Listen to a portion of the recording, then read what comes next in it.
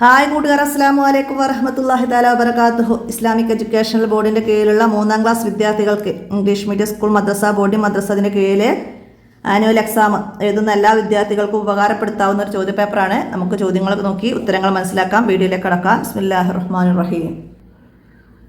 ആദ്യം കോളത്തിൽ ശരി അടയാളപ്പെടുത്താനാണ്. സാക്കിനായ നൂനിന് ശേഷം വാവ് വന്നാൽ സാക്കിനായ നൂനിന് ശേഷം വാവ് വന്നാൽ ഇദ്ഗാമും ബിയുന്ന ചെയ്യാം. ഇദ്ഗാമും ബിയുന്ന സാക്കിനായ നൂനിൻ്റെയോ തൻവീനിൻ്റെയോ ശേഷം നൂന്, വാവ്, മീമ്, യാ ഈ 4 ഹർഫുകളിൽ ഏതെങ്കിലും ഒന്ന് വന്നാൽ അവിടെ ഇദ്ഗാമും ബിയുന്ന ചെയ്യണം. അപ്പോൾ അത് അടയാളപ്പെടുത്താം. അടുത്തത് സാക്കിനായ നൂനിനെ മീമാക്കി ഉന്നത്ത് ചെയ്ത് ഓതണം. സാക്കിനായ നൂനിനെ മീമാക്കി ഉന്നത്ത് ചെയ്യേണ്ടത് നൂനിൻ്റെ ശേഷം ബാ, നൂനിൻ്റെയും തൻവീനിൻ്റെയും ശേഷം ബാ വന്നാൽ ആ നൂനിനെയും തൻവീനെയും മീമാക്കി ഉന്നത്ത് ചെയ്യണം. സാക്കിനായ നൂനിൻ്റെ തൻവീൻ്റെ ശേഷം ബാ വന്നാലാണ് ഇക്ലാബ്. നമ്മൾ പഠിച്ചിട്ടുണ്ട്. അതാണ് നൂനിനെ ഇവിടെ മീമാക്കി ഉന്നത്ത് ചെയ്യണം. തൻവീനാണെങ്കിൽ തൻവീനിനെ മീമാക്കി ഉന്നത്ത് ചെയ്യണം. അടുത്തതോ തൻവീനിന് ശേഷം ഈ അക്ഷരങ്ങൾ വന്നാൽ തൻവീനിനെ മറച്ചു മണിക്കണം. മറച്ചു മണിക്കൽ ഇഖ്ഫ ആണ്. അപ്പോൾ ഇഖ്ഫായിൻ്റെ അക്ഷരങ്ങൾ 15 അക്ഷരങ്ങൾ പഠിച്ചിട്ടുണ്ട്. അതിൽ പെട്ടതാണ് ഷീനും സോദും. അപ്പോൾ അത് നമുക്ക് അടയാളപ്പെടുത്താം. നൂനും മീമും ഇദ്ഗാമും ബിയുന്ന, ലാമു റാവും ഇദ്ഗാമും ബിലാ ഉന്നയാണ്. അപ്പോൾ ഇത് ഉന്നത്തോട് കൂടിയിട്ട് ഓതലാണ്. ഇവിടെ ഉന്നത്ത് കൂടാതെ ഓതലാണ്. ഇവിടെ എന്താണ് മറച്ചു മണിക്കലാണ്. അപ്പോൾ ഇത് മനസ്സിലാക്കണം. അടുത്തതാ ഐയലിരിബ എന്നതിലുള്ള സാക്കിനായ നൂനിൻ്റെ വിധി. ഐയലിരിബ നൂനിൻ്റെ ശേഷം യാ ആണ് വന്നത്. അപ്പോൾ യാ നൂനിൻ്റെ തൻവീൻ്റെ ശേഷം യാ വന്നാൽ ഇദ്ഗാമും ബിയുന്ന. അപ്പോൾ അത് അടയാളപ്പെടുത്താം. അടുത്തതാ തൻവീനിനെ ഉന്നത്ത് കൂടാതെ ഇദ്ഗാം ചെയ്യണം. തൻവീനിനെ ഇദ്ഗാമും ബിലാവുന്നയാണ്. അപ്പോൾ ഇവിടെ ലാമു റാവും വരണം തൻവീന് ശേഷം. അപ്പോൾ ഇവിടെ ലാമു വന്നത് ഉദാഹരണം മാലല്ലുബദ, അതാണ് ഉന്നത്ത് കൂടാതെ ഇദ്ഗാം ചെയ്യുന്നത്. അപ്പോൾ അത് മനസ്സിലാക്കണം. ഇവിടെ തൻവീന് ശേഷം തോ, അത് ഇഖ്ഫ, തൻവീന് ശേഷം ബാ, ഇക്ലാബ് ഒക്കെ മനസ്സിലാക്കാൻ കഴിയണം. അടുത്തത് മിംബഅദി എന്നതിലെ സാക്കിനായ നൂനിൻ്റെ വിധി. മിംബഅദി നൂനിന് ശേഷം ബാ, ഇവിടെ ഈ മീം എന്നിട്ടുണ്ട്. ഈ നൂനിനെ മീമാക്കി എന്താണ് ഉന്നത്ത് ചെയ്ത് ഓതണം. അപ്പോൾ അത് ഇക്ലാബാണ്, ഇക്ലാബ്. അടുത്തതാ തൻവീനിനെ ഇഖ്ഫാ ചെയ്തതിന് ഉദാഹരണം തൻവീന് ശേഷം ഇഖ്ഫായിൻ്റെ അക്ഷരങ്ങൾ. ഇവിടെ തൻവീന് ശേഷം ബാ, ഇക്ലാബ്. തൻവീന് ശേഷം റാ, ഇദ്ഗാമും ബിലാവുന്ന. തൻവീന് ശേഷം സായി, ഇഖ്ഫാ, അത് ടിക്കയ്യ. അടുത്തതാ സാക്കിനായ നൂനിൻ്റെ ശേഷം ഈ അക്ഷരങ്ങൾ വന്നാൽ നൂനിനെ ഇദ്ഗാമും ബിയുന്ന ചെയ്യണം. ഇദ്ഗാമും ബിയുന്നയുടെ അക്ഷരം നൂന്, വാവ്, മീമ്, യാ അത് നൂനിൻ്റെ ശേഷവും തൻവീൻ്റെ ശേഷവും വന്നാൽ ഉന്നത്തോടു കൂടി ഇദ്ഗാം ചെയ്യലാണ്. അപ്പോൾ അതാണ് ഇദ്ഗാമും ബിയുന്ന. അടയാളപ്പെടുത്താം. ഇദ്ഗാമും ബിലാവുന്നയുടെ അക്ഷരങ്ങൾ ലാമു റാവും, ബിലാവുന്നയുടെ അക്ഷരങ്ങൾ ലാമ് റാ. മുസ്ഹഫിൽ മീം ഈ അടയാളത്തെ സൂചിപ്പിക്കുന്നത്, ഇങ്ങനെ മീം ഇടുന്നത് എന്തിനെയാണ് സൂചിപ്പിക്കുന്നത്? ഇക്ലാബ്, ഇക്ലാബിനെയാണ് മീമാക്കി ഉന്നത്ത് ചെയ്യണമെന്ന് സൂചിപ്പിക്കാനാണ്. അപ്പോൾ അത് ഇക്ലാബ്. ഇനി ചേരുമ്പടി ചേർക്കാനാണ്. ഇഖ്ഫാ നൂനി സാക്കിന, സാക്കിനായ നൂനിനെ ഇഖ്ഫാ ചെയ്തത്. നൂനിന് ശേഷം ഇഖ്ഫായിൻ്റെ അക്ഷരം ഇവിടെ മീം. അപ്പോൾ ഇദ്ഗാം ബിയുന്ന, ഇവിടെ തൻവീനാണ്. ഇവിടെ നൂനിന് ശേഷം ബാ, ഇക്ലാബാണ്. തൻവീന് ശേഷം റാ, ഇദ്ഗാം ബിലാവുന്നയാണ്. നൂനിന് ശേഷം ജീം, മഞ്ചാ, ഇതാണ് ഇഖ്ഫായിന് ഉദാഹരണം, ഓപ്ഷൻ ഇ.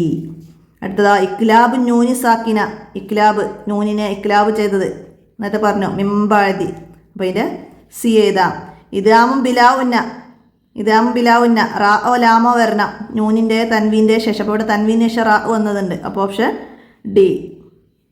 അടുത്തതാ ഇദ്ഗാമും ബിയുന്ന, ഇദ്ഗാം ബിയുന്നയുടെ അക്ഷരമായ നൂന്, വാവ്, മീമ്, യാ ഇതിലേതെങ്കിലും ഒന്ന് വരണമെന്ന് പറഞ്ഞു. അപ്പോൾ ഇവിടെ നൂനിന് ശേഷം മീമ് വന്നു. അപ്പോൾ ഇതിൻ്റെ എ കൊടുക്കാം. അടുത്തതാ ഇൽഹാറുസ് തൻവീൻ, തൻവീനെ ഇൽഹാർ ചെയ്തത് ഇവിടെതാ യൗമുൻ നസീർ. ഇൽഹാറിൻ്റെ അക്ഷരങ്ങൾ 6 എണ്ണം.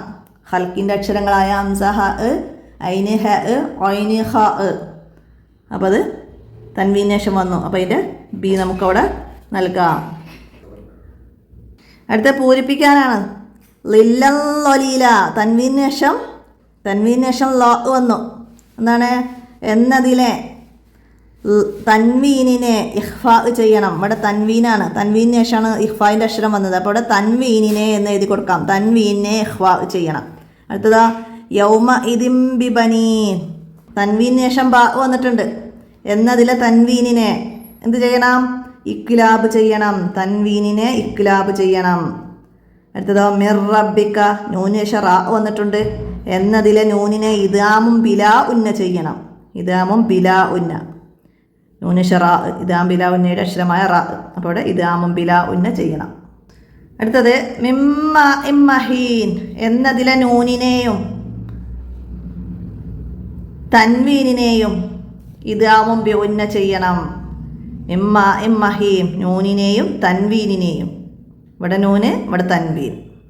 ഇവിടെ നൂനിനെയും തൻവീനിനെയും ഇദാമും ബി ഉന്ന ചെയ്യണം. നൂനിന് ശേഷം മീമ്, തൻവീന് ശേഷവും മീമ്. അപ്പോൾ അവിടെ തൻവീനിനെയും എന്ന് ഇവിടെ വിട്ടുകൊടുത്ത് എഴുതി കൊടുക്കാം. അടുത്തത് തൻവീന് ശേഷം ഡാഷ് വന്നാൽ തൻവീനിനെ ഇക്ലാബ് ചെയ്യണം. തൻവീന് ശേഷം എന്ത് വന്നാലാണ്? ബാ വന്നാലാണ്. ഇനി ഒറ്റ വാക്കിൽ ഉത്തരം എഴുതാനാണ്. മിൻ ഫില്ലത്തിൻ എന്നതിലെ സാക്കിനായ നൂനിൻ്റെ വിധി. നൂനിന് ശേഷം ഫ ഏതിൻ്റെ ഹർഫാണ്? ഇഹ്ഫാഇൻ്റെ ഹർഫാണ്. എന്നതിലെ വിധി ചോദിച്ചിട്ടാണെങ്കിൽ നൂനിൻ്റെ വിധി എന്താണെന്ന് ചോദിച്ചിട്ടാണെങ്കിൽ ഇഹ്ഫാ എന്ന് എഴുതാം.